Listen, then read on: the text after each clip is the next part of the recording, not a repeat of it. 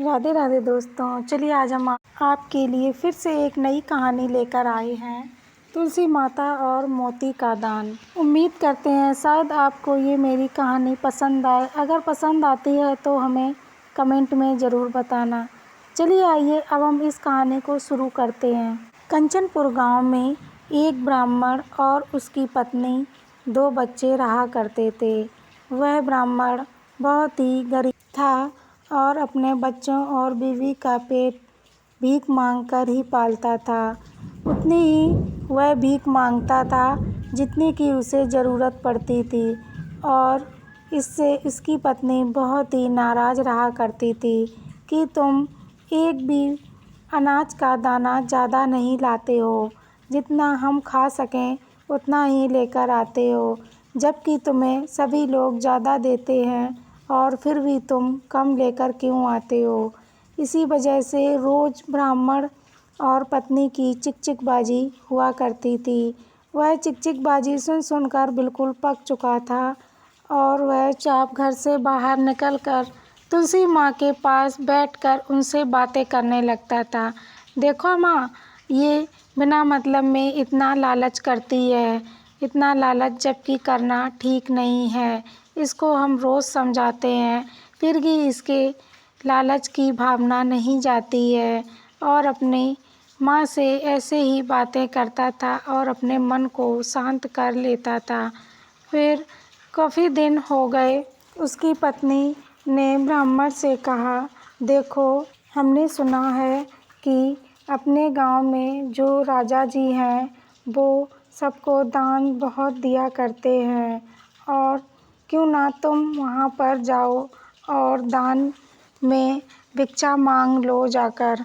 वह बोले, क्यों, मुझे क्या ज़रूरत है मांगने की, मैं तो यहीं से मांग लेता हूँ। वह बोली, देखो, तुम फालतू की बातें मत किया करो, जितना तुम लेकर आते हो उतने में तो हमारा पेट ही भर पाता है। बच्चे रोज़ रोते हैं और कहते, माँ मुझे कुछ और खाना है, तो मैं उनको कहाँ से लाकर दूँ, और तुम उतनी ही भिक्षा लेकर आते हो।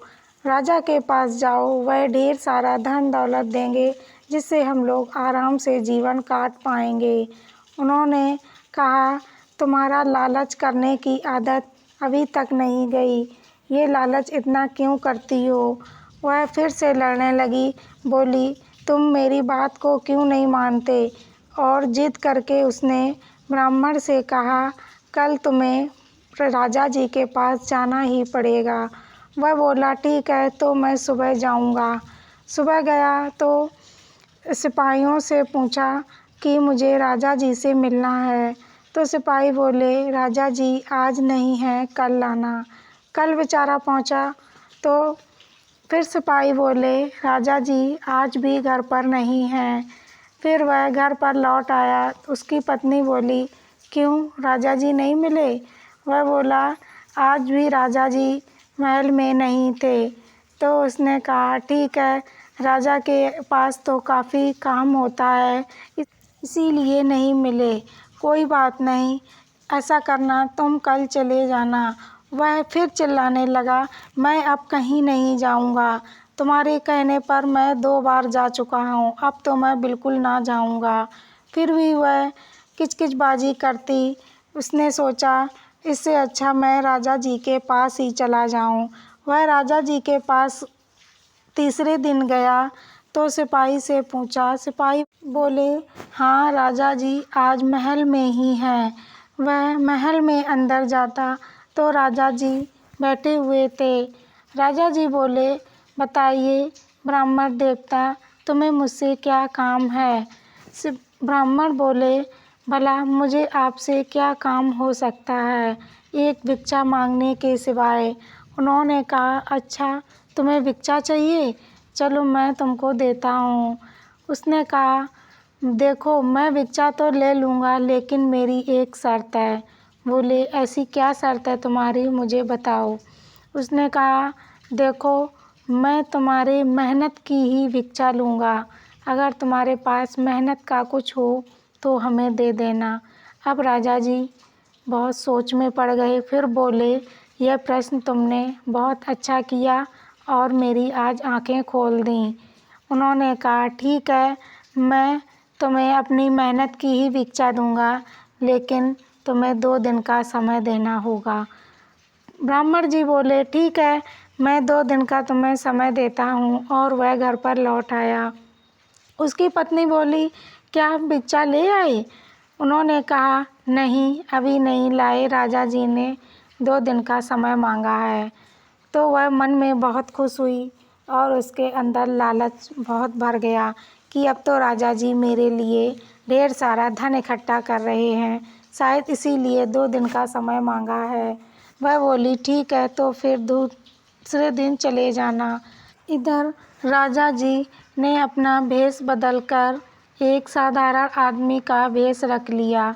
उधर से रानी आई, बोली, ये क्या है, आपने ऐसा भेष क्यों रखा? तो उन्होंने बताया कि ब्राह्मण ने मेरी खुद की मेहनत का भिक्षा मांगा है, इसीलिए मैं मेहनत करने के लिए अब बाहर जा रहा हूँ।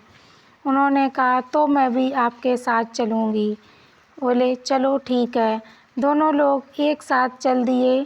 तभी एक सेठ के यहाँ लकड़ी का काम चल रहा था। वहीं पर गए और बोले, मुझे काम की ज़रूरत है, क्या मुझे यहाँ पर काम मिल जाएगा? सेठ जी बोले, हाँ, एक आदमी की जगह खाली है, लेकिन तुम्हें यहाँ लकड़ी का काटने का काम करना होगा। राजा जी बोले, ठीक है, मैं लकड़ी काट लूँगा। फिर उन्होंने कहा, ऐसा मेरी पत्नी भी कुछ काम करना चाहती है, अगर तुम्हारे पास कोई काम हो तो इसे भी दे दो। उन्होंने कहा, ठीक है, चूल्हा चौका बर्तन इनको हम काम देता हूँ, लेकिन 1 पैसा ही दूँगा। बोले, ठीक है, कोई बात नहीं।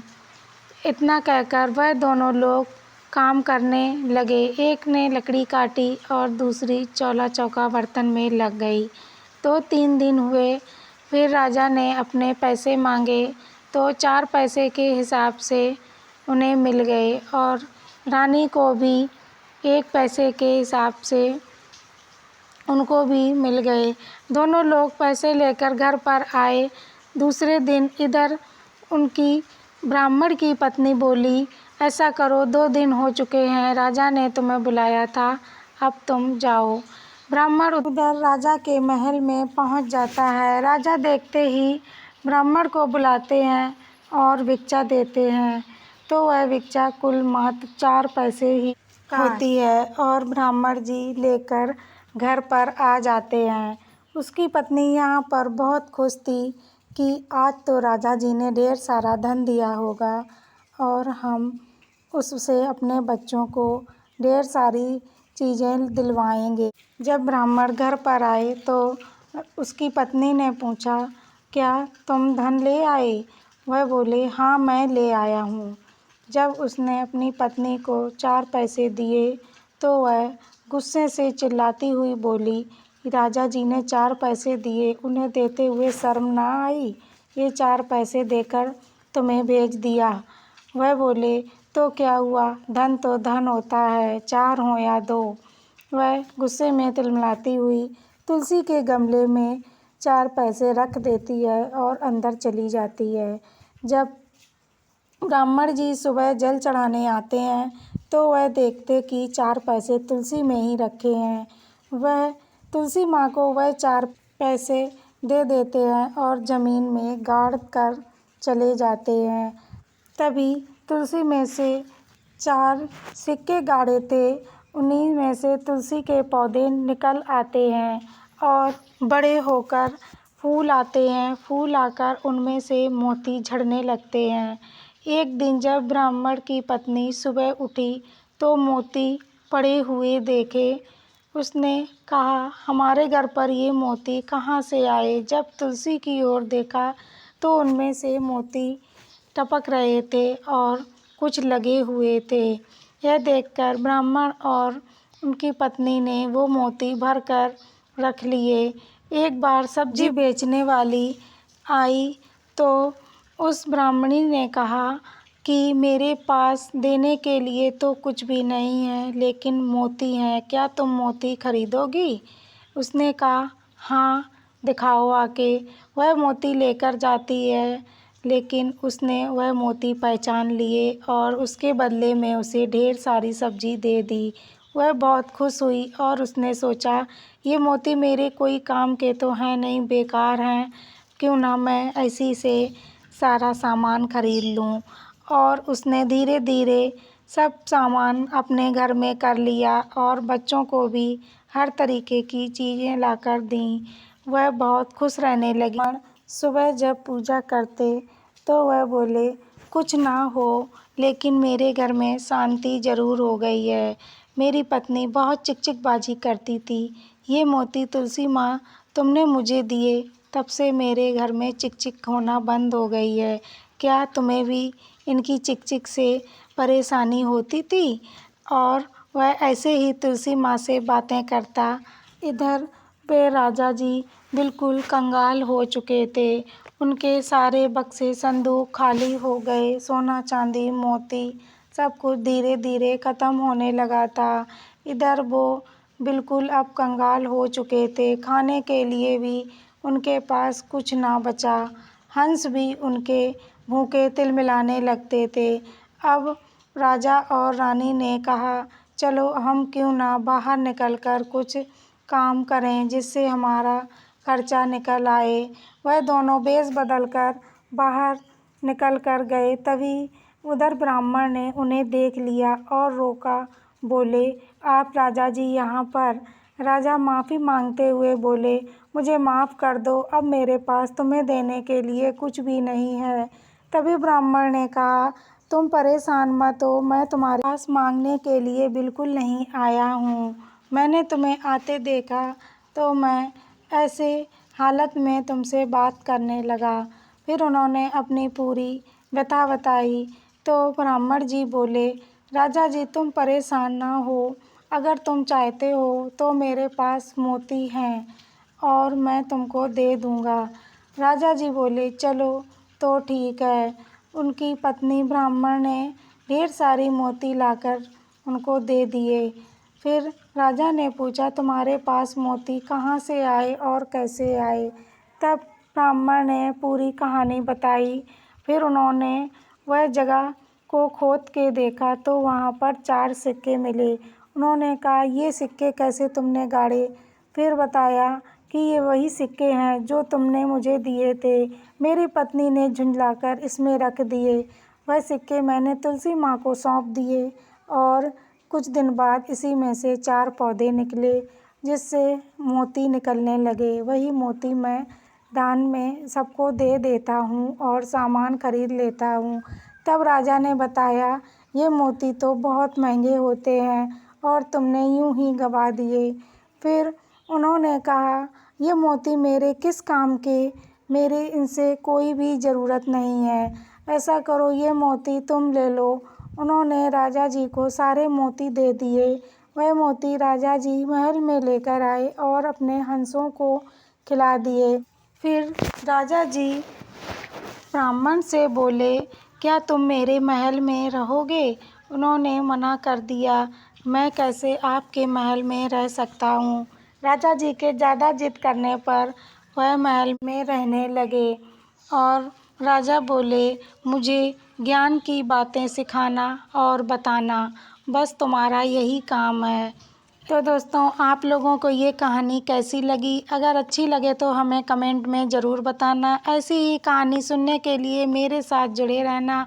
कल फिर हम ऐसी ही कहानी लेकर आएंगे। जय श्री राधे कृष्णा।